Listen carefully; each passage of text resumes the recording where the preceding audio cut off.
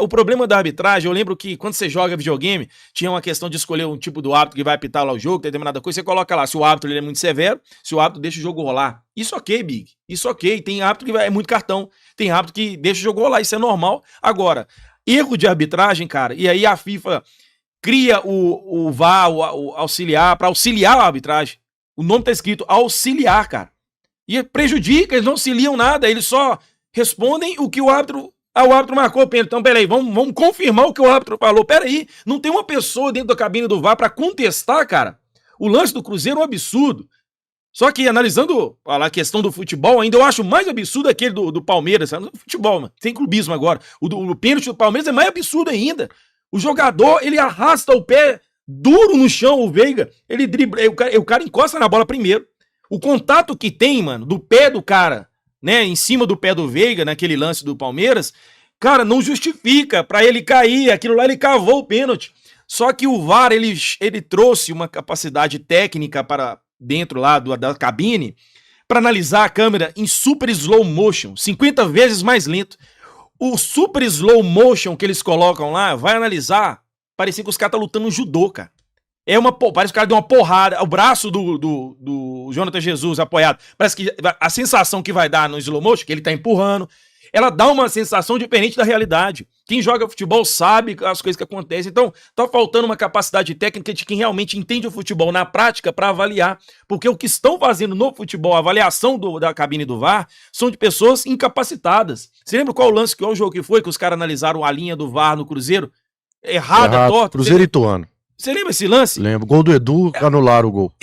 Esse lance agora com a Daiane Muniz agora na arbitragem, o lance do VAR do Palmeiras, o áudio que é disponibilizado pela CBF, quando você vai escutando os caras falando, dá mais ódio, ainda vontade de entrar naquele treino lá eu te marquei lá, porque não tem condição. Não. Eles analisam o lance errado e com a convicção que estão certos. É uma coisa que irrita a gente, Big. Não tem condição, cara. Não tem condição. Que alguém teve o desprazer de escutar aquilo?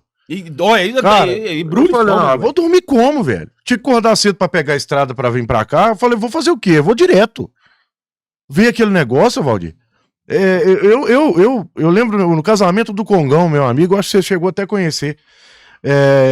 Cruzeiro e Boca, em 2018. O Cruzeiro inaugurou o VAR na América do Sul. Aquele lance do Dedé.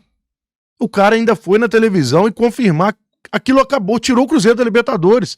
Por exemplo, esse ponto pro esporte ontem, tô falando só do Cruzeiro, não. Esse ponto pro esporte ontem pode custar a vida do esporte na primeira divisão. Porque lá na 38ª ninguém vai lembrar disso mais não, seu Valdir. Já tem o Antônio Carlos, Jonas Antunes aqui, falando pra gente parar de falar de arbitragem, porque o Cruzeiro jogou mal. É por isso, sabe, o nosso silêncio faz com que isso aconteça, seu Valdir e demais irmãos.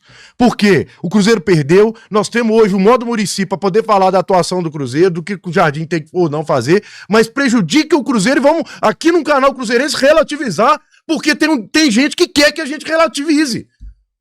O Cruzeiro poderia perder pro Internacional ontem, 3-0 com 11. O time do Inter, é um time mais formado, é um time mais preparado, mais bem montado que o nosso. O nosso treinador tá com o terceiro jogo oficial do nosso técnico.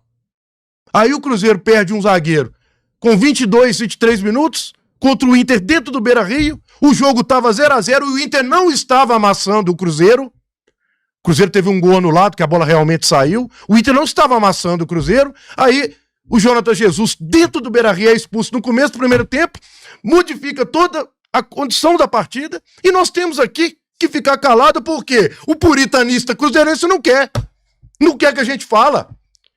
Então nós estamos citando um lance muito pior, talvez, né, o nível de ruindade seja a mesma, mas muito pior aconteceu lá na Ilha do Retiro, e nós temos que ficar calados. Sabe por que nós temos que ficar calados? Porque você, Antônio Carlos, Jonas e mais alguns quer que a gente fique calado, e eles continuam fazendo a mesma coisa. E aí me perguntaram hoje mais cedo, mas Big, se o Cruzeiro se manifestasse contra, ia ser muito pior.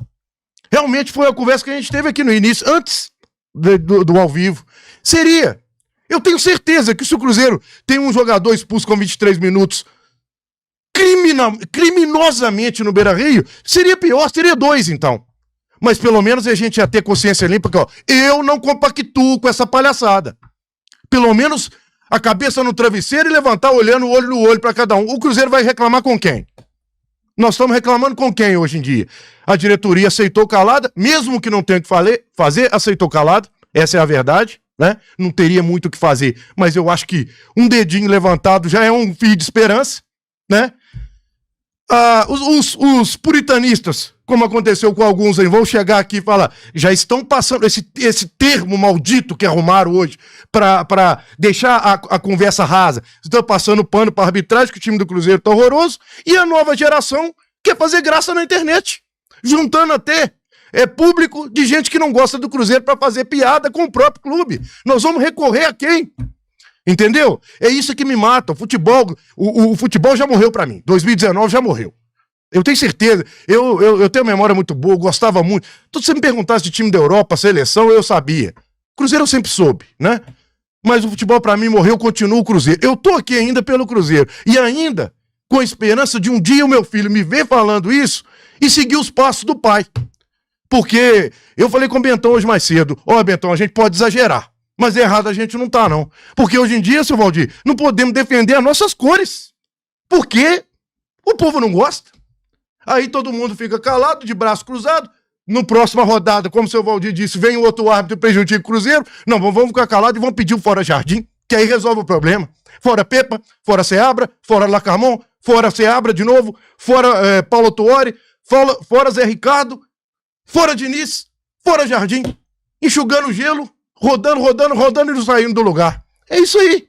Viramos isso hoje em dia.